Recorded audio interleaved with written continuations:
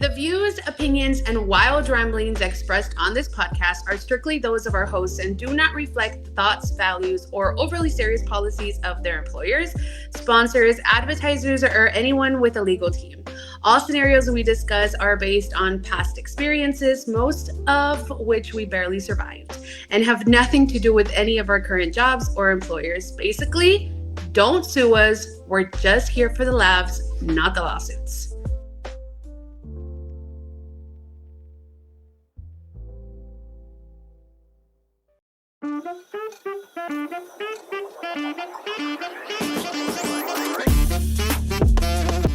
Welcome to the Four Friends Trying to Figure Out HR, the podcast where we blend workplace drama, HR nightmares, and a way too much oversharing into one wildly inappropriate package. Your hosts, they're a real dream team. First, we have Mama Mel, the HR queen with a knack for keeping it real and breaking the rules when nobody's looking. Heavy on the no one's looking. Next, we have Dr. Green, the one with all the fancy-ass degrees and the questionable sense of humor. E equals MC squared. Such a nerd. I'm the Big Llama. I come for the big laughs, the bigger opinions, and absolutely zero filter, because I don't even know what that word means. And last but not least, we've got Jake from HR. He's not wearing any khakis, and it's questionable if he's even wearing pants, but he is here to ensure that we're breaking HR guidelines just for fun. I'm always here to judge. So buckle up, grab your handbook, maybe a cocktail, and join us as we figure out HR one awkward scenario at a time.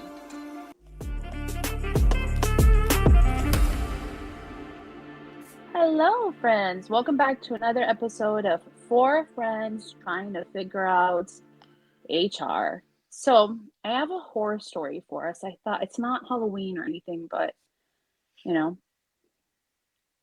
Check this out. I spent 4 weeks recruiting a candidate only for them to resign within 40 hours of starting. Ooh, shit. That's a huge commitment. Just the amount of time. Happen in 48 or 40 hours that would scare someone off that bad where they're like, we're done. Did they meet the management? They walked to the facility. Hey, that happens a lot. Like all right. I think sometimes you have like a vision of what you think the company is. Right. And then you hear good things, or you think it's like your old company or whatever.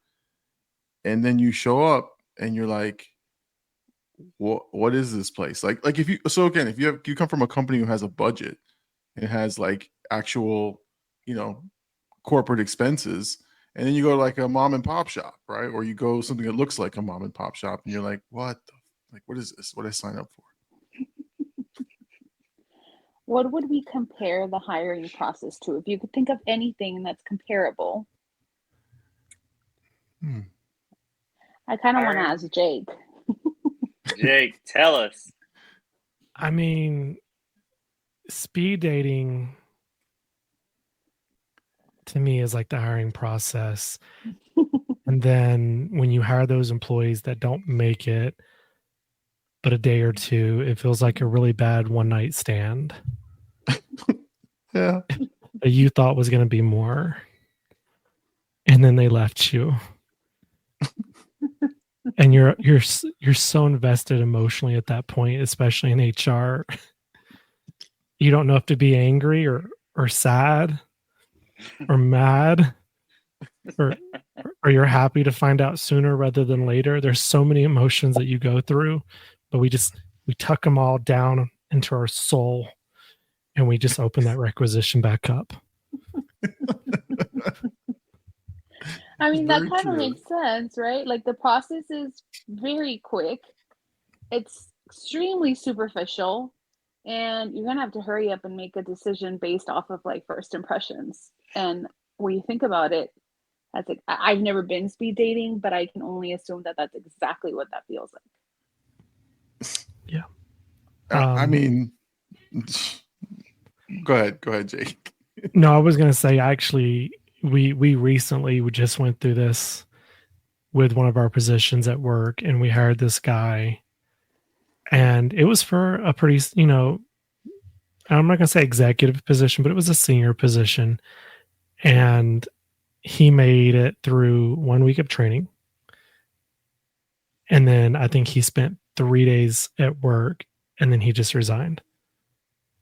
And he said, "Oh, it's not what he was like, it wasn't what I thought it was going to be." And I was dumbfounded, because one of the things that we make sure we do really well in the organization that I'm with is we're very transparent about our wins. We're very transparent about our opportunities of where we sit, because we don't want anyone coming in and thinking that, we have the Google budget. We don't have the Google budget. We don't have the $1 billion corporation that just flies us around in a corporate jet because we don't feel like driving 6 hours. There's a little bit of grunt work involved in this job, but it is what it is. We're honest about it. And when you come in and you say that, "Oh, I didn't know what I was getting myself into," it's like, really? This is like a bad relationship. You weren't listening when I told you all about how I felt. This is your fault. It's you. It's not me. Can I compare it to something that I know this is going to sound odd, and I'm just a hater of TikToks, certain TikToks, but I think it's kind of like okay, Mama Mel, do not take offense to this. I'm not referring to all women. I'm just referring to some women. Immediately gets offended. I know. Disclaimer. Disclaimer. Okay, so I've seen it when they show you what the girl looks like after the makeup, like after she applies all the makeup, looks like a completely different person. Like oh my God, like this person is stunning. And then they show you the stripped down, no makeup, didn't do her hair, she's missing hair. Like she got, she's kind of bald headed. Like to me, that's deception. There's a deception there. So She looks like she looks like complete dog shit. But anyway, so sometimes because we as company, right, or as an HR department want to impress candidates and get the best candidates, we put on this facade of, oh, look, like we take them to our best conference room, or we have them meet us at the nicest building, whatever. And it makes them feel like, oh, this is big time. This is a big time organization. And then when you go, okay, go report to your office, it's a freaking janitor's closet that you're working in. There's no budget. All that fancy flowery stuff was in the big corporate headquarters that you met us. You're in the satellite office. You know what I mean? You're now the stripped down version of that TikTok lady doing tutorials. So sometimes it's our fault. Sometimes we need to present the image, and as I think Jake was saying, like be transparent about what the work is, where you work, because sometimes we are trying to impress people, and then unfortunately when they get the job, they're like, "What did I sign up for?" And then they leave. Yep. And I truly believe it is a 50-50 partnership on that, because I probably get a lot of dirty looks from leadership sometimes, because I like to show all of our dirty laundry. I take them to that dirty laundry room, that janitor's closet, and say, "Here's where your desk is going to be." Yeah. I show them the lunch that the corporate office gets, every Tuesday, but we don't have that budget for our satellite office. So we're going to get you a really nice thank you email every Tuesday.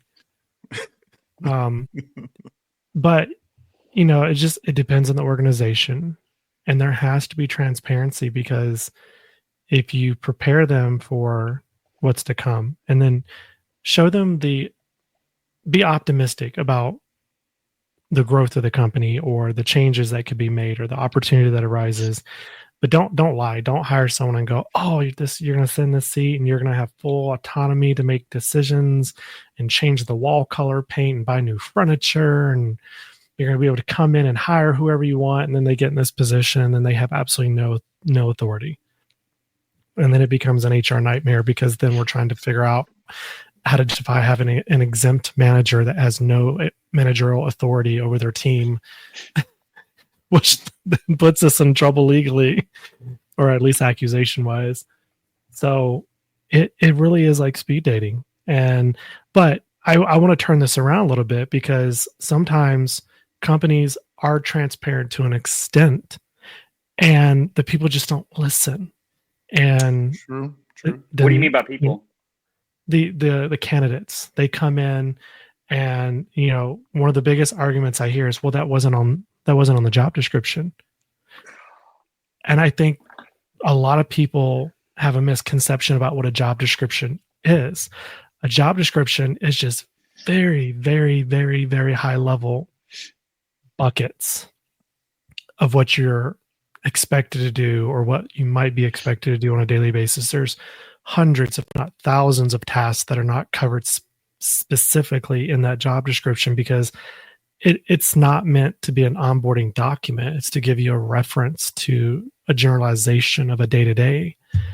And then the employee comes in, and like any hard relationship, they come across a milestone or a hurdle that they have to face, whether it's day 1 or day 10 or day 100, and then they immediately want to call it quits and start looking for another job. Every company has its challenges. And I think anyone who's ever been in a relationship, anyone who's ever worked for any organization, can probably contest to a statement that I'm going to make, which is, it's very easy to walk away. It's harder to stay and overcome those challenges. And I'm not saying you should be abused. I'm not saying you should put up with it indefinitely. But if you give up the moment that there's a struggle, or the moment it didn't go your way, or the moment it didn't look like the way you thought it was going to look like, then you're going to end up to be one of those individuals with a resume where you've had 16 jobs in the last 16 years. I feel attacked. You have not had 16 jobs in 16 years. That's true. I have not. If the shoe fits, man. I'm just kidding. Yeah. I mean, and I'll call myself out. I've worked for a company for, I think, like 4 to 6 months, and then left for another opportunity, and I wasn't planning on it. But that's the answer. You said, what was the words? You left for a better opportunity. Better opportunity. Now, if you're leaving just to take less money, I can't give you a round of applause. But if you're going to take an opportunity that's going to elevate you, and put you in a higher salary, fantastic. A more significant higher salary for the audience. Don't leave your job for an extra $10,000 or like an extra $10,000 a year. Like, a lot of people don't realize, especially salaried employees, they're like, oh, I got this other job offer. They're offering me $4,000 more a year. Oh, that's an increase. I want to take it. Do the math. $4,000 divided by, let's say the average company gives out, or just do it by 52 weeks a year and then 40 hours a week. You're going to leave for $60 to $1.20 more per hour. That's a terrible reason to leave a company. If you're willing to leave for that much money, then you're not leaving for the money. You're leaving for the problems. Oh, it's $166 per pay period. Per pay That's period. all you're getting, and then taxes hit that. So you're paying $100. You're only getting $125. So was it really worth it? Yeah, but that's why I feel like it's speed dating. Like, you're willing to give up so easily for just a little bit more, then you're not putting in the effort, and you're not trying. Hey, it's better than 11 cents. True. I just had to say that. No, but what do you mean? You don't want to know? That is a story for another night. Well, just remember 11 cents. Performance. But what about the hey, you know what? No raises this year, but here's a mandatory mental health webinar. No bonuses, but enjoy this pizza party. Pizza party. Thank you. Yay. Not even the good pizza. The passive aggressive wellness initiatives for me. Thank you. Look, pizza parties, and I do sort of a very minute amount of understand the pizza party, but I don't. Whenever you say that pizza party costs $500, you could have gave everybody $10, handed them $10, and they would have been happy about it. But you get my point. And so, like, pizza party's supposed to be a thank you for your hard work, not neglecting of salary increases. That's you're supposed to show a psychological appreciation when you give someone a pizza. Hey, thank you so much for all you did. Hey, by the way, that raise will be in there next week. That's the way it should be. Ideally, but I mean, let's be realistic. We all work in the HR world. We know that infamous word that we dread come annual review time, budget. Budget is code for HR's. It's HR's fault. Again, we're the scapegoat. HR said no. What about calibrations? Does that tinkle your fancy? Oh, well, listen. Before we move on, can we talk about pizzas? Just for a second. Sure. Just for a second. Don't give me Papa John. What's wrong with? Hey, come on now. So there are levels to pizza, and I know and this is off topic, but there are levels to pizza and business. Okay, if we're celebrating a giant milestone of some party, hey, birthdays, whatever, who cares? Fine. Get your Domino's, get your Little Caesars, get the cheapest pizza you can find at whatever. Giving their employees Little Caesars, that's a crime. That's it's why they're quitting. If it's in the same plaza, you get fucking Little Caesars. That's the He just called Domino's cheap. You know how much it costs to feed a family of 5 from Domino's? That's I love right. me some Tell him, Domino's. Jake. It might be expensive, but it just is still cheap ass pizza. But hey, I will die on that hill. What's your favorite? But I'm just saying, like there's levels to pizza, right? Like, okay, mass big party, get the cheap shit. That's fine. It's fine. Don't blow the budget on the gourmet pizza and buying 20 pies because it's not worth it. But again, can we get away from pizza? Like, why is pizza the go-to? Like I love a pizza as much as anybody, but it's become so cliche and so redundant that you almost like take offense when the pizza is served, right? It's a meme now, right? It's like, oh shit, pizza, happy, there's my annual salary increase. Like we gotta again, if you're in a good HR professional, I want you to recommend that at your next meeting. I want you to go in and say, guys, we need to change the optics here. No pizzas for Friday reward. Let's go with spaghetti. I don't know. No home cooked shit. I was gonna say who's gonna make it. No home cooked shit. No, we don't. No do salads either. No salads. In accounting with her 8 cats. No, Susan in accounting is not allowed to cook for the potluck. But no, I just honestly, before we move to competitive salaries and all this other, like we've normalized that pizza is bad now, and I love pizza. I love pizza, and I appreciate pizza no matter what it costs. But again, if you're trying to do something special, right? Get a specialty pizza, and throat punches, they're coming for the asshole who orders that the one specialty pizza. Okay, just for you and your little department and your little group. We know it's the admin. We know you did it, admin. We're not fooling anybody. We know that you ordered 2 mega meat lovers or that stupid ass pineapple pizza, and you grab your 2 little boxes and you move it away from the rest of the stack. The rest are like 17 cheese and 2 pepperonis. We see you. You know what I'm hearing when you say that? I'm feeling left out, and I want to be part of the cool group because I want me some meat lovers pizza. Thank you. I'm anti-friends. I just want the good pizza. I don't care about your group. Okay, so I'm just wait. kidding. No, I'm You're interested. right, though. I feel left out. I'm interested in the pizza ranking the pizza. Okay. Right? Yes. Clearly, Yes. Llama, Little Caesars, and Domino's are, at the top or at the bottom of the list. Rude. Yes. Bottom tier. Rank Bottom tier rank pizza. your pizzas. What is the pizza you get for a staff meeting? Pizza Hut. Pizza Hut stuffed crust. I don't want to hear another word. Pizza Hut stuffed crust. Ooh. That's right, baby. I want that cheese.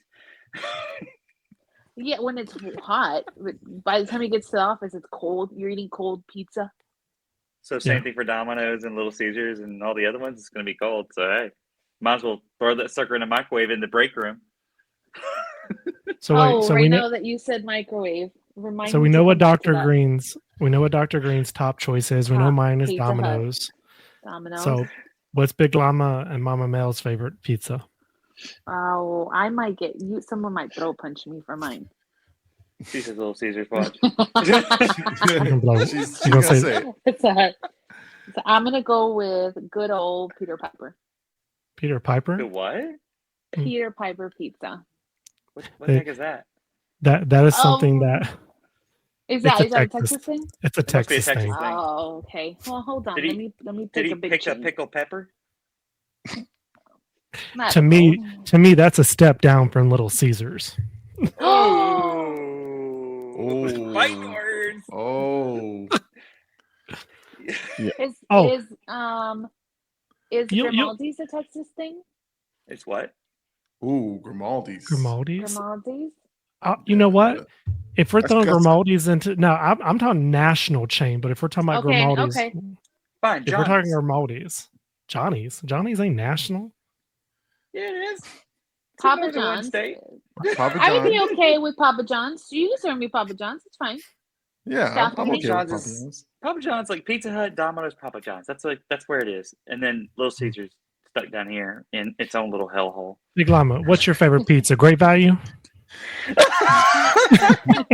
Now, hold on. If I'm buying, great, you're getting fucking great value. You're definitely. If I'm And Little buying, Caesars. Little No Caesar, look, Target. you're getting the Plaza Pizza. Whatever one is nearby that I can go pick up because it's cheaper to pick up. That's what you're getting. But Getting Totino's pizza. no, I like the there's I don't know if it's a national, but it's Goodfellas Pizza. I don't know if it's national or not, but it's a smaller, venue, and it has decently priced pizza and also very expensive pizza, right? Like there's levels to it, but that is thin pizza that has good sauce and it doesn't taste, super processed, and it goes into actual pizza oven, not this conveyor belt shit. And then if you want to go top tier, anything coal-fired pizza, those are really good too. So what I'm hearing is when we interview people, we need to ask them what their favorite pizza brand is, Yes. and And whatever. do they like anchovies? If it's not our favorite, we can't hire them. Who in the holy? I want to curse. Who eats fucking anchovies? Ugh. You, Dr. Green, It's you very, eat anchovies? no, hold on now. It's very rare. Like I get a little rare. You know how you get like an inkling for something you don't eat but like No. once a year? No, I don't have. what it. Because don't have then an I'm like, inkling okay, to eat it's too people. salty. I'm good. I don't want to. Shut up. Anchovies and sardines never but I are do like passing these sardines. lips. Never. Fish oil, man. It's good for your body. Don't be hating. Fish- Ugh. Ugh. Ugh, They dude. say apparently rubbing feces on your face might be good for you too, but I ain't doing that. What is wrong with you? I like how he said, every now and then you get a little inkling to it. He's eating that on a regular. Yeah, he did. No, absolutely. We're having Well, and I'll tell you why I anchovies for dinner, don't. honey. That stuff's extremely salty. That's why I'm like, I get my fill one time and I'm good. I don't want to. I'm like, no, I'm good. But Dr. kippers, Green, sardines, very good. respectfully, I do not believe that. Yes, if you eat anchovies, Honestly, we can't hire Anchovies you. are also expensive on pizza too, so that's why I don't ever get it. I am a cheap man when it comes to pizza. I want white sauce, cheddar cheese, and mozzarella. Oh, And then I want the garlic butter around on the cheese stick, on the stuffed crust. I want that garlic butter on top of that too. So wait, I hold want on, to eat it. really quick. I'm going to need your wife to be a guest speaker one day because I have a lot of questions. Yes, I do too. A lot of questions. Like, first of all, I want to know if she has Stockholm syndrome to where like she wasn't allowed to leave until she stayed. And now she's just stuck. She gets whatever she wants. I don't ever tell her she can't get whatever pizza she wants. Yeah, You know, and that's what we're divided. It's okay. She gets her pepperoni and thin crust or whatever. Oh, hers is pepperoni. What's that other? Pan crust. That's hers. Yes. Mine, And stuffed crust. Ted, and I'm sure Ted Bundy thought he was giving his women what they wanted as well. This man said white sauce, cheddar cheese, white sauce and cheddar cheese, dude. Like, we're not making a casserole. It's called Alfredo sauce. Like, it's Alfredo pizza. I know. That's all it really. That sounds like a pregnant pizza. That sounds like something you eat when you're pregnant. It's like dipping it's like dipping pickles in your ice cream. Or y'all do not knock it till you try it. You said that earlier, so don't be talking smack until you try it. Or I saw how to make homemade. I saw how they showed it on TikTok the other day, and I about gagged when I saw it. How to make popcorn, blending it up with milk to make homemade popcorn ice cream. No, you're mixing creaminess and sugar, and then milk putting and popcorn. What no. Dr. Green, you have no room to talk at this point. I have tons of room to talk about that. On taste, you don't ruin my vanilla. Okay. What in the white roasted macchiato shit are we talking about here? Popcorn and milk, cheddar cheese on pizza. I feel like I've lost cheese on pizza. Yeah, like I feel like I've lost points with my people. My llama people, my Peruvians. I apologize tremendously. We will we're gonna have a shirt logo with an anchovy and a big old line through it. Yes, like no anchovies. We can't work together if you eat anchovies. Please don't tell me. That's going to be a protected. We're going to put that in the Title VII category. I don't want to know. Don't tell me. Yes, don't eat that at work. Absolutely not. Like that's a thing that you do on a freaking Saturday night somewhere away from everybody. Don't you bring anchovies in that break room? Don't bring them in that break room. I don't even like the smell when it's in the break room. That's dumb. No, look, I feel like you're backpedaling now because no. now you've realized but how disgusting anchovies are, and now you're just they are good. Taking it all back. I'm not taking it back. They are good, but I just don't eat it very often. Dr. Green is the admin. Like caviar. He's the admin who orders specialty pizza. That's him. Yeah. I know it. You're dang right I am. And if he's not, he's the one influencing the admin. Like, hey, you know what you should get? Like for us, we should get the anchovies. Yeah, we should. But try it. No, I promise you, it's good. Tell me you've never done that. Tell me you've never the whole box home. Your admin. Come on. Oh, I definitely have influenced my admin to do some special things. So I'm gonna put us back on track. Yes, I'm gonna put us back on track. So let's go around the room and let's help people be better at speed dating during an interview. Okay. I'm gonna start. Hold on. Ridiculous question. Questions that people have been asked in interviews. Okay. What word would your best friend use to describe you? My response would be, I can't say that because I'm in an interview.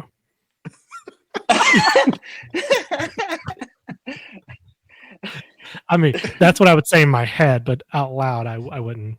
Well, my wife's my best friend, so usually it's asshole.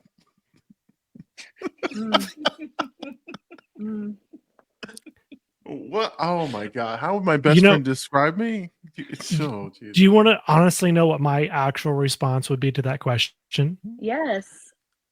I would tell the interviewer that that's a really good question, but honestly, I don't have a response for it because how I act at work and who I am in my personal life, they're not the same person. I conduct myself more professionally and cordial, and I follow policies and procedures. And while I'm not wild and crazy in my personal life, it is a different me. So how I would answer that question is I would redirect it back where my colleagues would describe me as someone that's very dependable.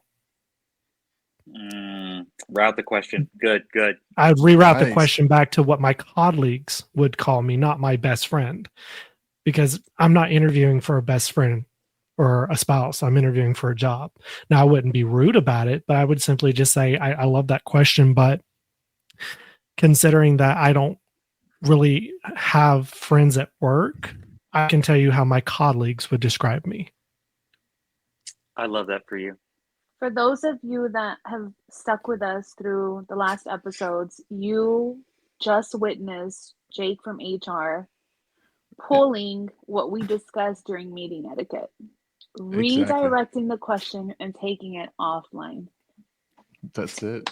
Well done. That's Good great. job. Well Nice. done. Well done. Well done. Well, and the reason why I say that is because depending on who's asking that question, they could be asking you because they truly want to know what your friends think about you, or they could be like, "Oh God, they answered the question, and now I'm thinking I don't want to hire them because then all they're going to want to do is make friends at work." Depending on what you said, you could have hung yourself out to dry on that question.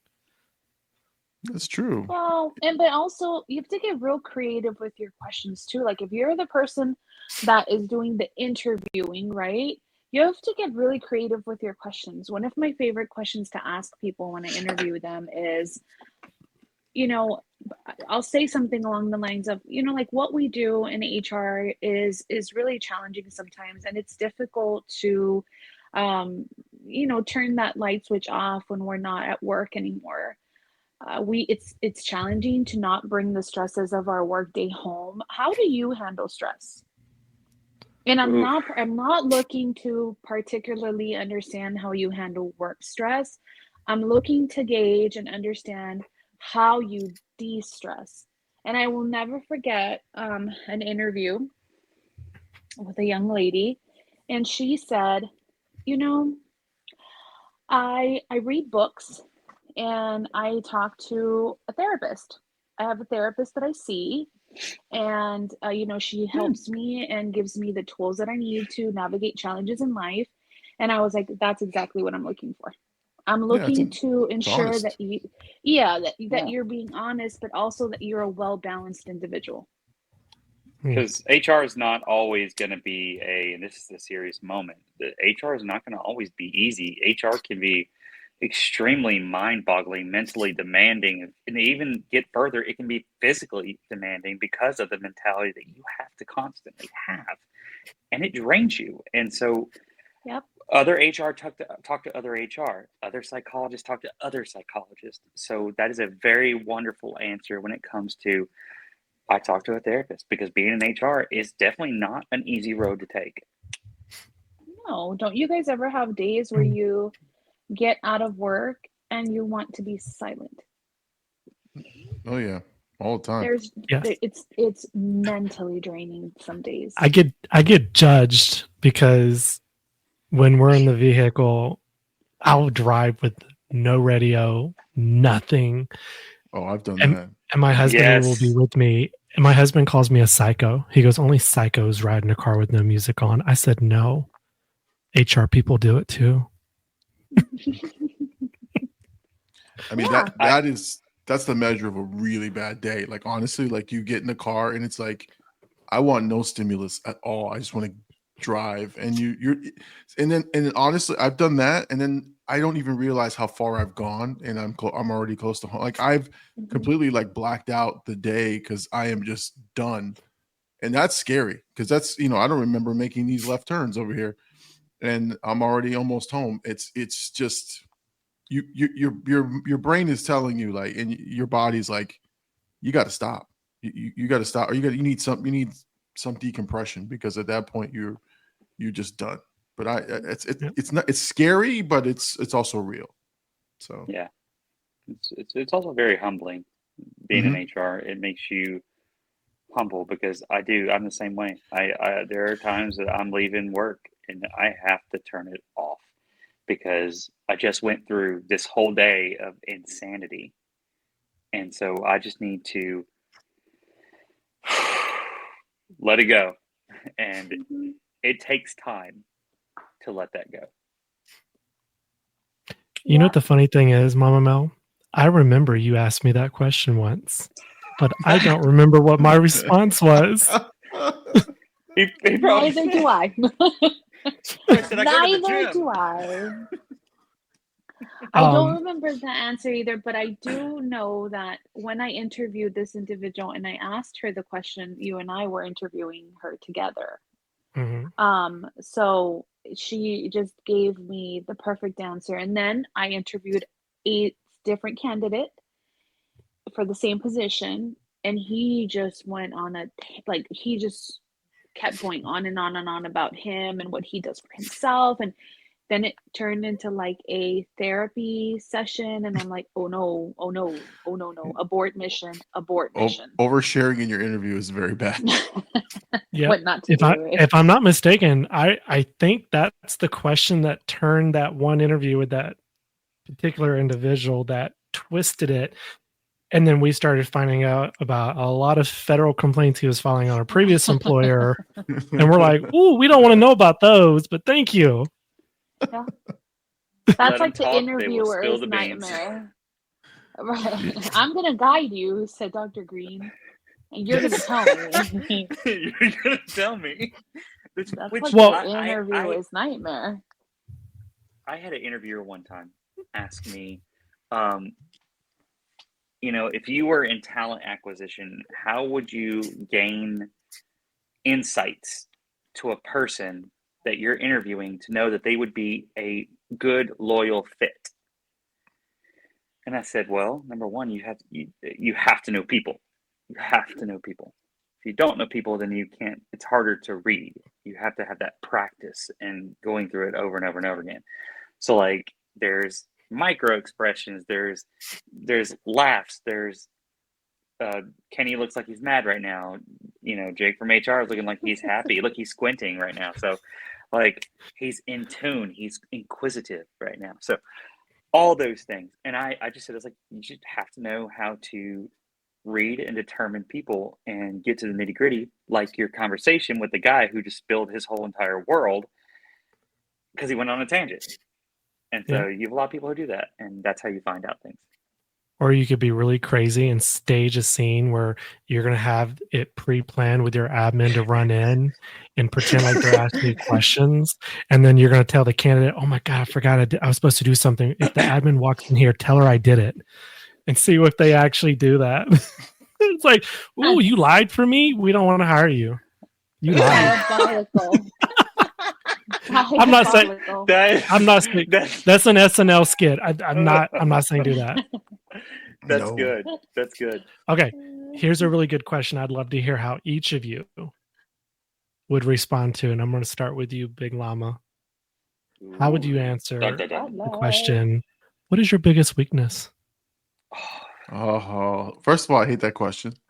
I absolutely hate that question. I love because it turns everyone into the most cliche version of yourself that's ever existed. Like that is the setup lob question to be like, how basic of a bitch are you? Because you turn into one the second that question is asked. There's no good way to answer that question, and that's why it to me it infuriates me. Like, but what I found. And this is in my old age of my many years. Actually, what's the question again? What's your biggest weakness? Okay. Sorry, I'm thinking of other angry questions. It just flooded my brain. What I found in my old age is that I am more honest than I've ever been. And I grow so tired of that question. I'm like, here's how I respond. I say, I knew you were going to ask that question. And guess what? I am never, ever prepared for that question. Because it's hard. It's hard. And I listen, this is what I say. It's hard to turn it around and not say the answer you're looking for and be cliche. I'm going to be honest with you. This is a difficult question to answer because if I tell you my biggest weakness is something that I turn into a strength, it doesn't seem genuine to me. So I said maybe my weakness is that I'm right now being as honest as possible about this question with you. And I want to just, give you the good things. And yeah, there are things I can work on, but every time I go into a situation, I discover what those things are. Boom, I Okay. threw it back and I just answered the question. But I've learned that kind of gets me out of answering it, but I acknowledge that it's a question that I don't really want to answer. Okay. But What about you, Mama Mel? What's your biggest weakness? How would you answer that question? I always highlight the step, like my biggest weakness is that I'm detail oriented.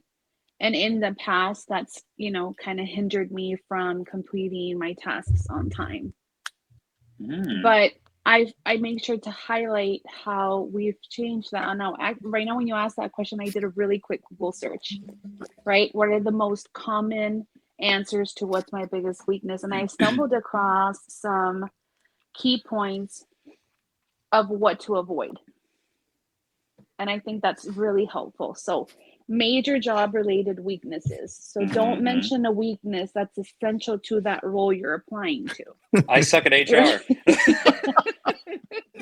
I have a really hard time keeping things private. I don't like to talk to people. I love to gossip. I was just gonna say I enjoy a good rumor. I keep my hands out the offering plate. I like anchovies. Disqualified. You want to avoid phrases like "I'm not good at blank," or often make mistakes at blank, and then giving generic answers. Don't just say like "I'm a perfectionist" without explaining how you're working on it. First of all, I would never think to answer. My biggest weakness is I'm a perfectionist. That's a weakness. I don't know if you're the right person. That's the thing. People use that as to say that's not really a weakness. But if you truly, truly think about it, being a perfectionist can hinder you in your job. But that's not a good answer to give. It's not a weakness. It hinders. Mm-hmm. Right. You know what? Stay over there, Jake, from HR. Which can sometimes lead to slower progress on projects. Yeah. Yeah. I hate that question. I hate generic interview questions. And I wrote it on our notes here. Like, stop reading the question as an interviewer. Like, I cannot stand. Yes. Because this generic question is on every interview because it's on a form somewhere. It's on a template. And all you do is you go, okay, question 1. And then if you're a terrible reader, right? You can tell it's like, what's that guy? Oh God. Eddie Murphy used to do an impression of this guy, Velvet Jones, reading his Harlequin romance novels. I am Velvet Jones. And and you're reading the question. Like, okay, like you clearly don't know what the question is. And so you're not prepared. And it's annoying.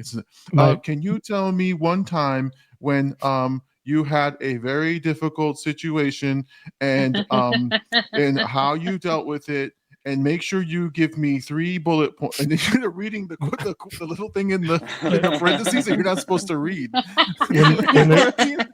No, I'm not joking. I have seen someone literally go, okay, ask the candidate, how long have you done this? Stop. I sent a manager questions on what, ask the candidate this, ask the candidate that. And they read the whole thing. He read it like that to the interviewee, and I'm like, oh my Jesus. You did tell him to read it. You sometimes you got to be more specific. Well, I know what their biggest weakness is. Following instructions. Yeah. So before I give my response to that question, I want to hear Dr. Green's answer. What is your answer to what is your biggest weakness? I don't have a generic answer, but I have had that question so many times, and I don't ask it of people. So just letting you know, I don't ever ask that because that's dumb to me. But when people say, what is your greatest weakness? I'd say, well, I struggle with public speaking. getting up in front of people, in front of hundreds of people, I get really nervous, and then I start stuttering. Okay, there you go. And so I put myself in on purpose situations to where that I can grow in my public speaking, so that I can do better. And so that's what I usually say. That seems genuine. Well, This is like a genuine answer. My Jake from HR response likes to flip it. Oh, I have been asked this question numerous times. What is your biggest weakness? And my response to that is I like to tell the interviewer, you know what? I honestly don't believe I have a weakness, because a weakness is something that you can't overcome or has its limitations. But I will share with you one of my biggest hurdles that I have faced over the years that I have perfected, because I want them to focus on a challenge that I have overcome that was a weakness, but is no longer a weakness, without saying, well, this was a weakness, but I got better at it. No, when I think about a weakness, because I've had someone interview challenge me back, and they're like, well, I want you to tell me specifically a weakness though. And I'm like, well, no. And I even told them, I'm like, when I think of a weakness, I think about an elevator that has a limitation on how much weight it can hold. No matter how hard it tries, that's the max weight it will hold. Or a bridge that can only hold so many vehicles crossing it at a time. You can't improve that without adding to it. That's the max you can go. You can't get any better. Mm. And I said, to me, a weakness is something like, if I was a doctor, yes, my weakness would be cutting into human bodies. I'm sorry, I can't do it. My body won't let me see blood. I'm not getting past that. But in HR, if I am terrible at something, I can improve. I can get better. I can master. So to me, it's hurdles, it's challenges. It's not a weakness. I don't like that word. I despise that word, because it's you're basically saying, what is something that you can't get over? And that's not the case. Not if someone's truly performing well or showing effort and improving themselves. So I like to turn it back and show them the bigger picture of their own question. Okay. That's a good way of doing it, especially reversing it on them and making them think, and they're already mad at you because you made them think. I do want to reverse it though. There's a question that I've heard numerous interviewees ask the interviewer, and I want to make sure the people in the audience listening understands how not to ask this question, because I hear everyone Googles what's a great interview question to ask at the end, and one of the questions is like, basically, I had a candidate straight up in an interview at the end. I'm like, so do you have any questions for us? Yeah, I got one. Why should I work for you? Oh, that's spicy. Well, don't get me wrong. The delivery is bad. I knew what he meant, and the way that question should have came, which is, why do you think I'm the most qualified candidate for this position? Or what made you choose me for this interview? What stood out about me that made me the best candidate for an interview? Like, there's ways to ask it, but asking someone, why should I work for you? Ooh, I'm like, it's either you're cocky and I don't want to hire you, or you don't know how to talk, so I'm scared to hire you. I'm like, you scare me. If that's, I don't know if I want you in the break room while we're having the pizza party. Last time I checked, you came a knocking, buddy. Well, but in interviews, it is terrible to end an interview without asking the interviewer questions. Yes. You want to have a good 2 or 3 questions that really makes the interviewer think, and not a basic question. Okay. There's nothing wrong with being basic. I'm not basic, I'm extra, but there's nothing wrong with being basic. Just don't be basic in an interview. You want your questions at the end to make you memorable, to make that person when they go back and collaborate with their team about who the best candidate was. It's like, wow, that person really stood out. Don't ask questions like, well, what's the pay start at? Or what's the hiring process look like? Or when do y'all expect to fill this position? Those are irrelevant. They don't get me wrong. They might be general questions you have, but to the interviewer, it's irrelevant. That's not going to make you stand out to them.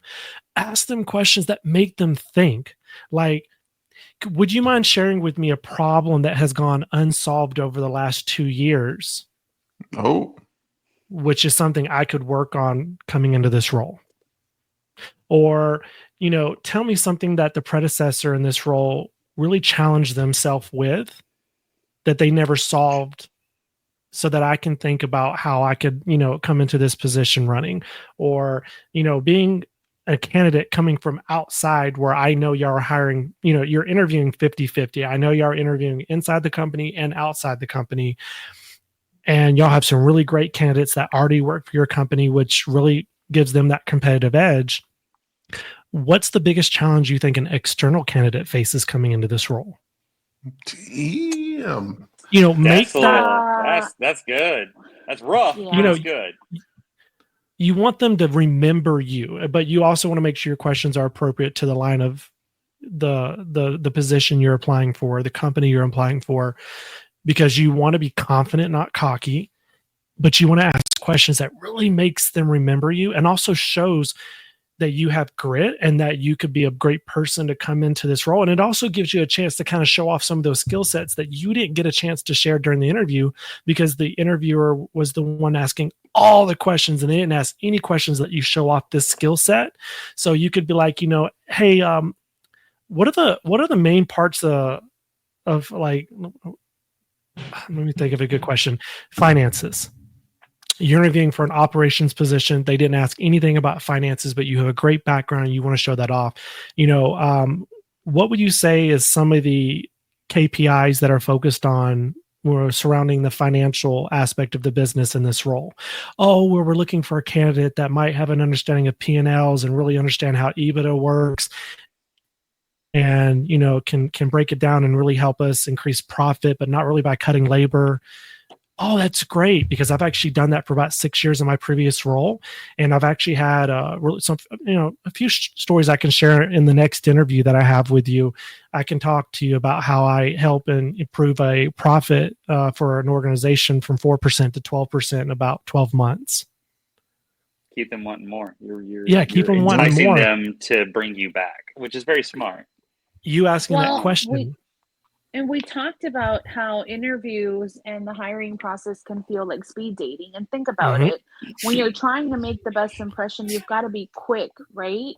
And like Jake says, you have to leave a lasting impression on these people.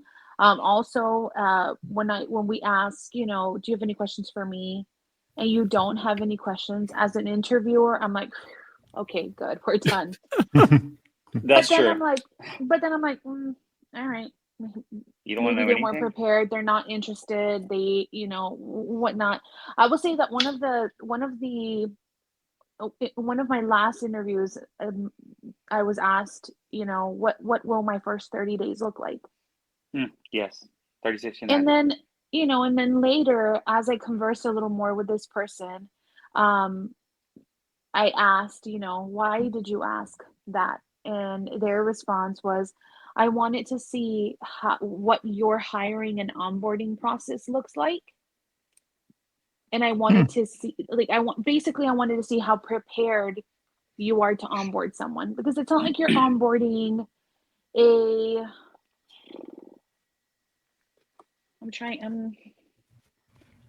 don't want to say, how can I put this? It's a different business, right? Like if you're onboarding someone like at a Denny's, the training is different. It's probably already all laid out for them. Mm-hmm. When you're hiring someone in the HR world, sometimes you don't have that blueprint of a, new hire onboarding specifically for their, generalist, HRBP coordinator, manager role. Right. And so I thought that was a really interesting question, but the thinking behind it was I wanted to see how well you were prepared to answer that question. Yeah. And then the one thing I will throw out there to tag onto that, Mama Mel, is depending on the level that you're interviewing is how it's structured, because the lower the level, the more structured the questions are. The higher the level, in companies that I've interviewed, both current and past, for executive level positions, the first thing that we do after we introduce ourselves as the recruiters, we ask the candidate, so tell me about yourself, before we get into the actual questions. And one of the things that's in the back of my head is I already have a list of questions that I want to know about you. And if you don't tag on those questions as you're introducing yourself and I have to ask them, then I don't mind asking them. And if you give me the great answer, that's great. But if it boils down to me having to pick between two great candidates, and I have one that gave me everything up front, I didn't have to pry and dig it out of them, versus the candidate where they gave me the same information, but I had to ask them 50 questions to find out if they held this set of skills or not. Then I know who's more capable in being self-sufficient and understanding how to read the room, and also what level their brain is on. Because anyone who's interviewing for director level and above knows that when I'm introducing myself, I'm not saying, hey, my name is Jake from HR. I've worked for Verizon. I've worked for McDonald's, and I've worked for this company. I've held these titles, and these are a few of the things I did in those positions. No, that's very, very entry level answers. I'm looking for hey, my name is so-and-so. This is the company I've worked for. I've been there for X years. While I was with the company, these are some projects I've worked on. These are the challenges I've faced. This is how I increased the business structure. This is what I've done to increase revenue and profit. This is a portfolio I built for a business plan. These are the executive projects that I've worked on. I'm covering everything so that when I get done introducing myself, which should be a good 15 to 20 minutes, they're going to struggle to ask those questions. What question do I have for him? He's told me everything I want to know about him. And that's when when the interviewer starts asking those ridiculous questions like, oh, okay. Well, tell me about a time you worked on a project that involved this. They're struggling to come up with those questions because you've already answered everything they wanted to know about you. And honestly, those interviews are smoother. They are, they don't, they might last about 30, 45 minutes, but you're doing most of the talking, and you can see it in their face that, they love it because they're like, tell me more. Oh, that's great. I love it. And I've actually had interviewees get hired after that first interview. They didn't need to go through another round because they gave us everything we needed in that first interview, and they did 70% of the talking. But it was productive talking. Who do you think sets the tones for interviews? Well, depends on who you are. Because for someone like me, I set the tone of relax and chill and be open. But I also have a different interview style of just having a conversation, because I'm going to get everything I want from having a conversation with you versus asking you 1,000 questions. So, do you start off with I want this to be I want this to be a conversation between us? Yes. Okay. Because they relax at that point. But I also like. But do you though? No. If I'm being told I want this to be a conversation, I'm like, no, it's not. You're still interviewing me. You're judging me. Yeah. That's what you do. But I also throw a fun question at them that brings them that relaxation. And that question basically goes, would you rather fight one horse-sized duck or 100 duck-sized horses? Has nothing to do with the job. But I want to see what they think. It's such a wild, goofy, crazy question. But I've had some people say, I want the one duck, because I can fight the one duck. We're all wrapping our heads around the question right now. What the hell did you just say? You ever seen that meme? You ever seen that meme of SpongeBob saying, I'm gonna head out? And then he gets up and goes.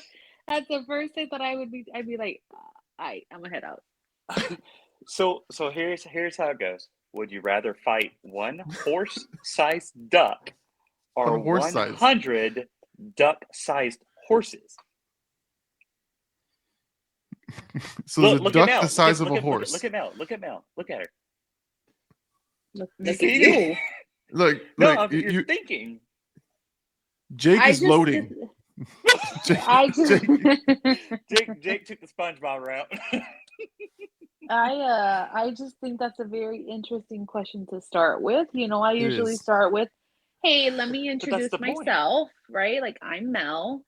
I've been with this company for blah blah blah blah blah.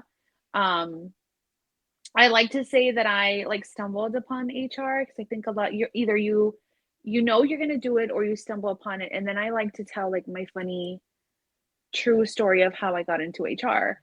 True story, I applied for HR because they worked Monday through Friday, 8 to 5.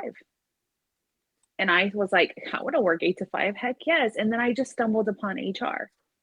Right. And so I open up with that, with telling you a little bit about myself, making you laugh a little bit. And then, say something like, so did you stumble upon HR or did you know that you wanted to do that? And then they go.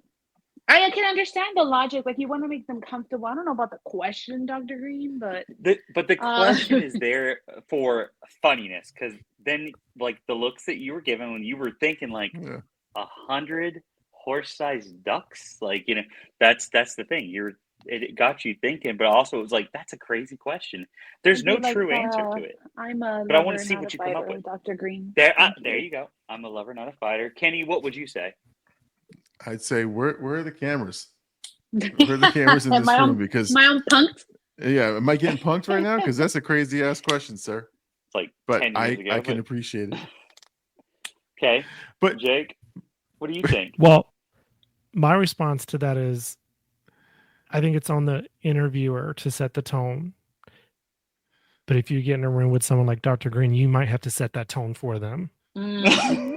Right. I have to set the tone because they're going to come in there, and I know both of you. Now, I don't know anything about Mama Mill, but I know both of you. When y'all are going into an interview, what do they call it? Butterflies in the stomach, like your heart sunk to your stomach, that kind of thing. You still have that nervousness, even though you know your stuff, but you still go in with that nervousness. And I felt the same way, so I've always interviewed in a relaxed, but tell a joke or two that's really dumb, dad joke or two, but then that brings them to a more of a level playing field. So I get the relaxed, true answers.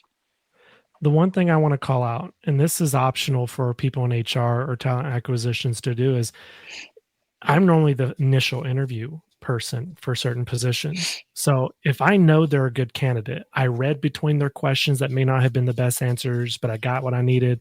I know they're a good fit for this position.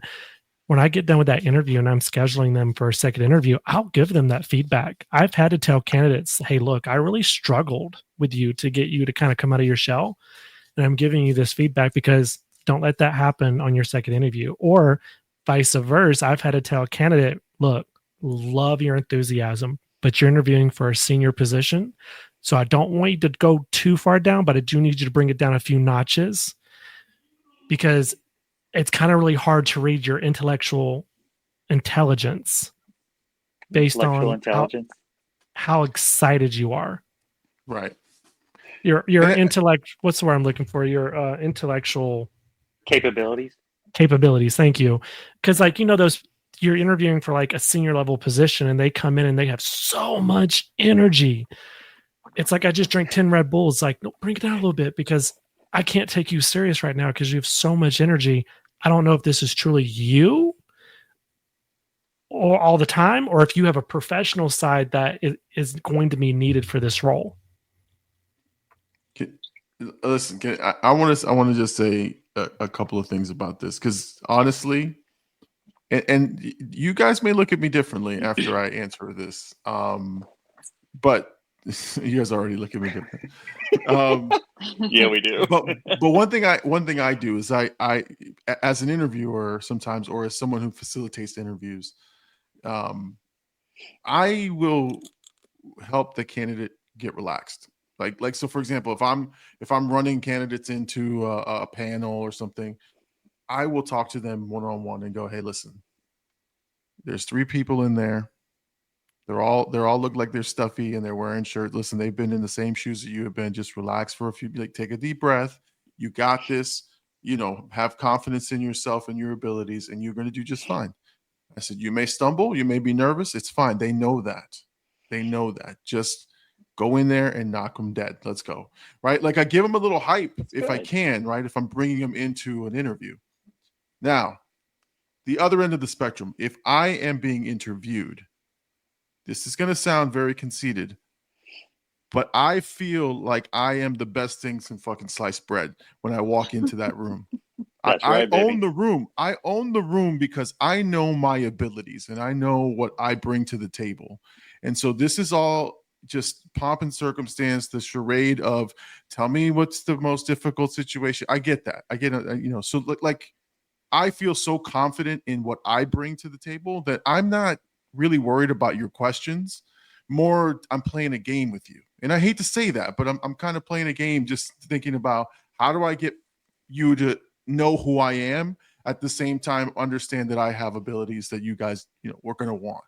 So I just think like you have to, unless you're going for like a really high level technical position that requires like very, well, just like, okay, it's like, so for example, if you're going to go to be a physician or psychologist or anything that requires this, this very technical knowledge, architecture or some shit like that, right? Like those things are very specific. You should know these things. But in positions like this, where it's sort of mental, and decision making, and your work can speak for itself, you've done projects. You just got to know that you have the abilities for this job, right? You have to go in there with that belief. You can be nervous, and I am nervous, but at the same time, I'm not nervous because of me. I just want to get a good impression so that I can get this job, right? So that's kind of the nervous, but honestly, that's what served me well, but it's also backfired because sometimes I'm a little too honest with an answer. But at the same time, again, old age, I'm learning that if you want this, right? You want all of this. You're going to get all of this, right? Okay. As Kenny rubs himself in the I did not rub camera. myself. I just said, if you want all of this, you're going to get all this. No, but I've recognized that sometimes that may not be what people want, but then I may not want to work there either. So like, so one of the things I wrote in here was like the question of what books are you reading? My honest answer is, in my brain, I go, that's the dumbest question I've ever heard. But you know what comes out? Because I'm honest and I don't want to deal with people who are fake. I say, you know what? I don't really read books. And it's the honest truth. I don't really read books. I said, you know what I read is articles. I read, I read on policy when I need to. I'm well versed in being able to research items. I said, but I'm not a book reader. I'm not a book reader. I'm not on a book club. I find it to be mind numbing, but see, that's where I go too far when I say I find it to be mind numbing, because they can be book readers, right? So I have to stop myself at some point and be like, look, I don't really read books. I read periodicals. I read, research papers when the need arises for my job. But otherwise, it's not something that I enjoy to do a whole lot of. And so I know that a couple of times that's probably cost me a position, because I don't want to work in an organization that's like, you should read this book and this chapter, this book. Like, look, books are good and research is great, but like having the latest Stephen Covey book doesn't do anything for you. It's just a status symbol. Big Llama, I got a perfect answer for you, because I know you get online. I know you watch videos, and we all look at TikTok. My response to that question would be, well, while I'm not big on paper and reading books, I do listen to a lot of lectures and review a lot of videos. So there's a lot of avenues that I do learn outside of 1979 or the HR podcast. You listen to that, so that's exactly good. Yeah, because even if you watch, like, I follow a lot of HR executives on TikTok, and I love their videos, but they're like lectures to me. The information that they share, I use them. I use their tools that they share. And to me, that's better than sitting down and reading a book, because they're giving you relevant live scenarios and call outs and details. So you just got to change the wording a little bit. Yeah. For all of the listeners, I will make a suggestion. If you have an interview coming up and you're unsure of how to answer something, send us an email. Jake from HR will give you the best answer for any interview questions that you have. I will give you my best opinion. I don't call it an answer, because to each their own, and to every question is a different response based on the person that asked it. Okay. I just think honestly, if you're out there looking for a job and you're going interview to interview, it can feel degrading. I'll be honest. Like it's you're kind of selling yourself. I hate to use the term, but you're whoring yourself out a little bit. You're kind of like, trying to show them what your best attributes are. And I get that. We're all Preach trying it, to get a baby. job. Preach it. But honestly, remember that they understand this process and they know that you're nervous. That's number one. And you might be able to pick up on a clue, which means which essentially is that they kind of don't care what you say. They're just trying to find out, are you a good fit, right? Like, so having the right answer, or having the, thinking that, I got to have the specific answer for these people, is the right way to win the interview. No, sometimes they just want to know what your personality is. They've seen your resume. They've seen the things that you've done. They can kind of, do an assessment and go, okay, this person has the skills on paper. Sometimes they're just looking to see if they can physically feel that skill or get that out of you verbally. But other than that, sometimes they're half listening. They're writing down chicken scratch on the interview. So like, I would always say, look, put your best foot forward, but at the same time, it is not the end all, right? There are going to be good and bad interviews, but if you are a genuine person and you answer questions as best you can, and you do have to do some homework.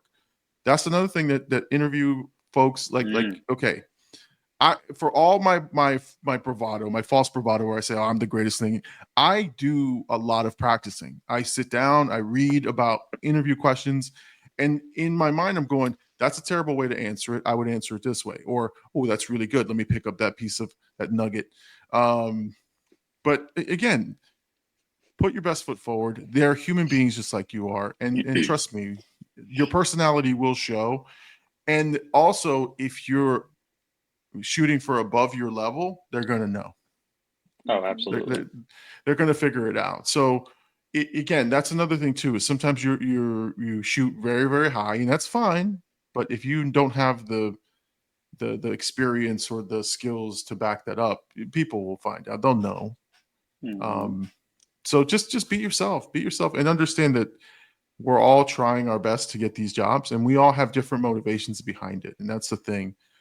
That's why the speed dating thing is a great analogy, because unfortunately there's some feelings behind that speed dating, right? And that's the one thing I'm going to tell HR professionals, like, look, when you don't call people back, when you don't give people feedback, when you're not genuine with people, you have people who are like either their lives depend on this, they got laid off, they're looking for work, they're trying to find a better position because they're in a toxic workplace, whatever the cases are.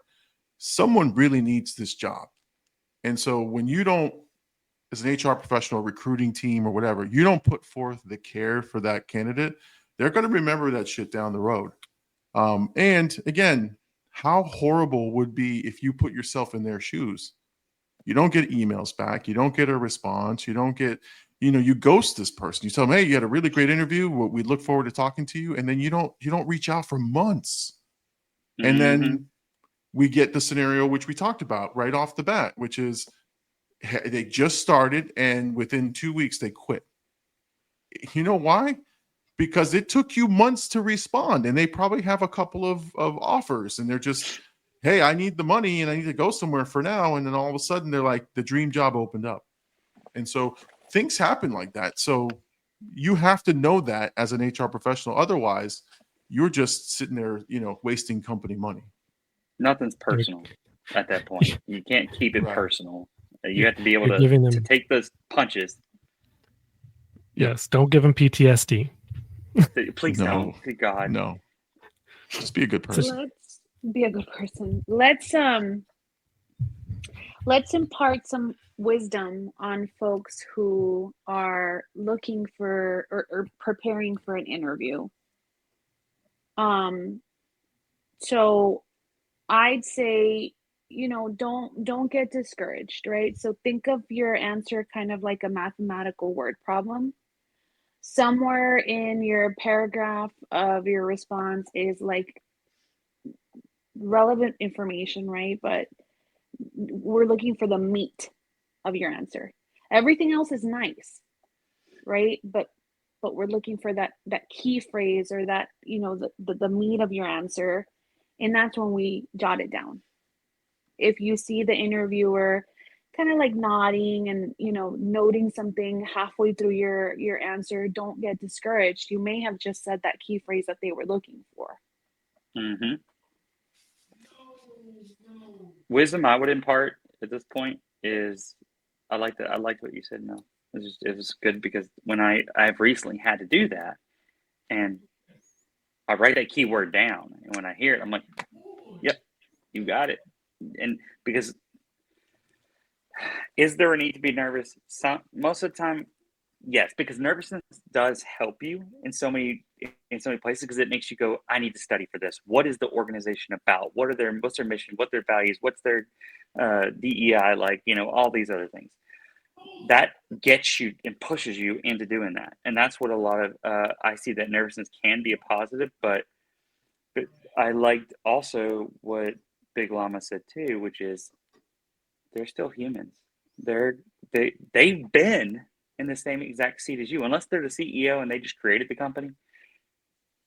They're in the same spot. They've been there, and so hopefully you don't have people who aren't good human beings and who are there just to sabotage your interview, because that's usually not what the case is. But go in there with as much confidence as you can and answer it honestly as you can without spilling secrets and all sorts of stories about your old employer or anything like that. But outside of that, yeah, I just think that some of that stuff is good, but go in as confident as you can.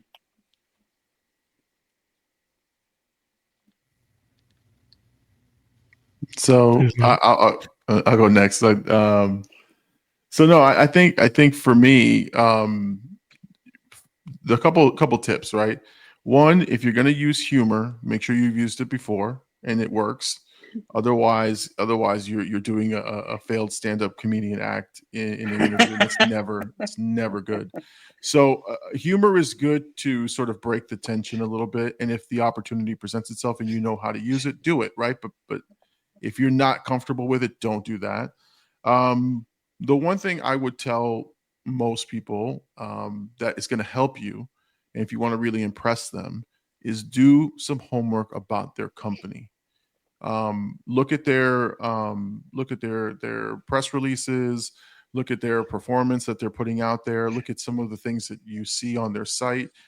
If you can even bring up names, about their CEO's name, or just a couple of, like, because they put them out there for a reason, right? Like, everyone knows who your CEO is. Everyone knows who maybe the chief officer is of the department, because sometimes they have their org charts out there. It'd be amazing for you to just go in there and go, I heard some of the challenges that John Smith over in the accounting area has had with department layoffs and stuff, so like you're speaking now in like intelligent language that they speak, and it also shows that you put a level of effort into this. You're not just showing up randomly. So I love to do that. I scour their websites. I look for their policies if I can find them. If they have bargaining unit employees, there's going to be a contract that's out there. Anything you can do to get an advantage, and that's the part we've talked about. I think each of you guys have mentioned, make it memorable. How do you make it memorable? This guy knew some of the key players in my organization. This guy was spouting policy to me from our departments. Like, he's already done legwork to come and sit down with me. I will remember that this person, had this good information. So that's my one piece that helps me, is I know a couple of items that maybe I can pepper in conversation. I don't force it, but if they're going to ask you a question like, what's a difficult situation? What's a project you think, and if you can say, well, I saw that you guys were working on a brand new installation facility over here in Texas. So I would think that you're having problems maybe getting a good, recruiting a workforce that like you honestly are like in the conversation with them at that point because they really now care because you're talking about them. So again, it's stroking the ego a little bit, but at the same time, it does show that you're putting forth effort. So that would be my advice. Take a deep breath, go in there, and then have those little pieces of information that set you apart from others. And trust me, that's going to be amazing. The last thing I'll say: write yourself a script. And what I mean by that is, come in with, because if you have a notepad, you should have a notepad.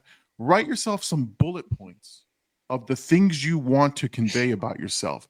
You're not going to remember them all by memory. And you can even use it as a crutch and say, I took some notes here.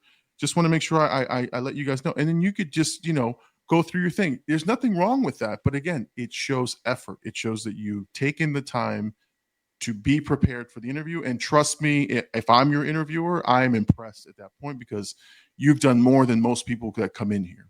So those are my tips.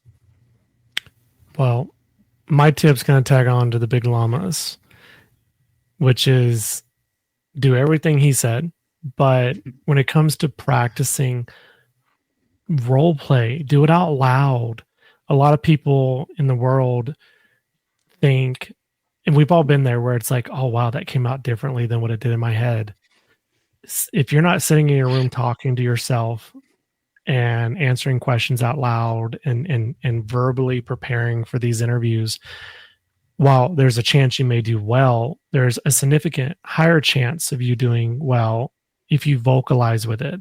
I've even gone as far as standing in front of a bathroom mirror and answering questions and seeing what my facial reaction looks like, because this interview is going to be on Teams and people read body language, they read facial expressions. So in the preparation piece, while it's highly important to make sure that you make the bulletin points, don't write a book because you're not going to have time to read a book. Bulletin points, preparing analytically it's just as important as preparing vocally and making sure that you're prepared to talk about questions or conversations or topics or responses, and then your facial responses that go along with those questions. And then as you're talking, I would just remind the interviewees, control your face. If they ask you an off the wall question or you were caught off guard, just don't look shocked. Don't look like a deer in headlights or someone, like you just got asked about these random text messages you're getting at 3 a.m. and your spouse wants to know who it is. Be prepared. Hold a straight face so that they don't look at you saying, wow, okay, well, I could obviously see he wasn't prepared for that question. We all have that fear inside, but we don't show it. And if we say it in the layman's terms, if we say it bluntly the way we mean it, suck it up, keep it inside, and have a confident shell, have a confident response vocally, have a confidence face in your interview. And then when you walk out, then you can shake in your car. Then you could have that exhaust that you need to just release that pent up nervous energy that you've been holding in for the last 45 minutes to an hour and a half. But that's mine. I mean, the feedback we gave you will apply to a lot of people and may not apply to others. So take what you want. Just if you take something off the buffet, don't put it back on the buffet, throw it in the trash. Change your clean plate. Get a clean plate.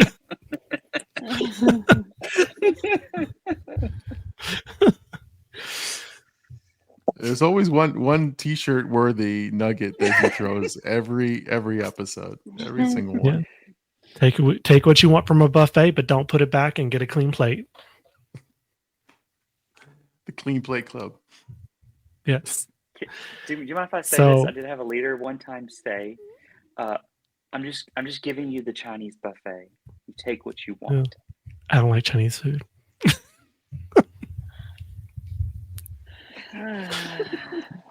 Another topic. Friends after this. So I guess it's pretty safe to say that, yes, the hiring process is remarkably similar to speed dating. They both take a lot of patience, a lot of intuition. Sometimes, they both A lot of result speed in dating. What'd you say? I said so they result in a lot of speed dating. You have to go through a lot They of said people you love sometimes. speed dating. I was like, bro. Sometimes they both result in a lot of frog kissing more than successes. But it's a really good way to prep yourself for it, right? You're prepping yourself for speed dating. Don't think of it as an interview. I'm here to sell, in Kenny's words, all this. All of this. All this. Mhm. As his hands go down.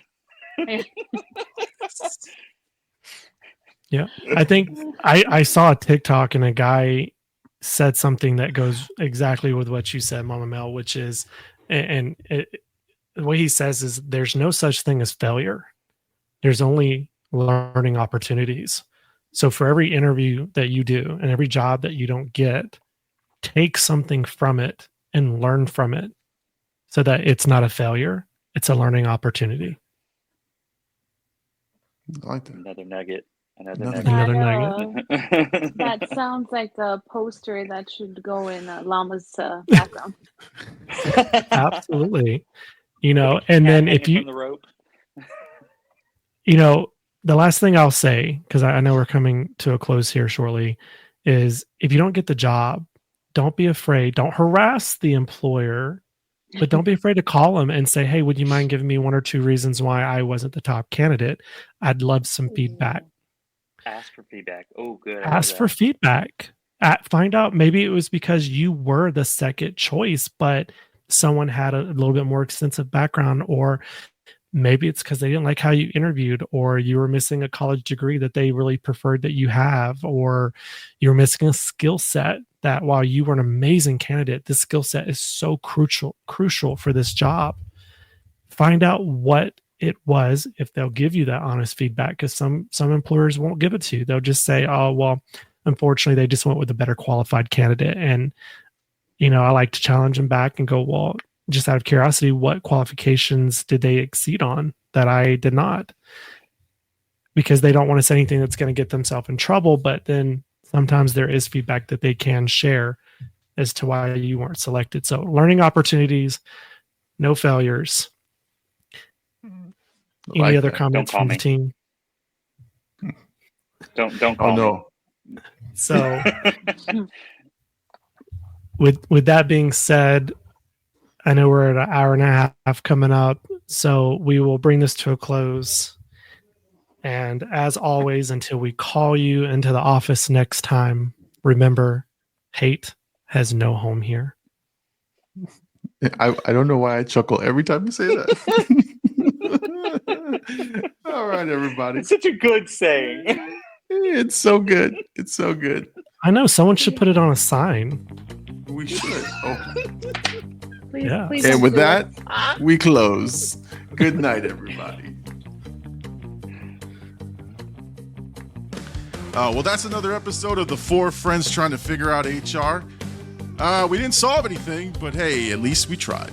And by tried, we mean we laughed, we overshared, and we probably violated some HR guidelines ourselves. But remember, this podcast is for entertainment purposes only. Don't take our advice. Seriously, don't. And if your HR manager asks, you've never heard of us or this podcast. Thanks for listening. Like, subscribe, and join us the next time as we keep trying to figure out HR and fail spectacularly. Now, go be productive, or at least pretend to be. And tell your boss that I said hi. Tell your mom I said hello. Tell your daddy I said hey. And remember, hate has no home here.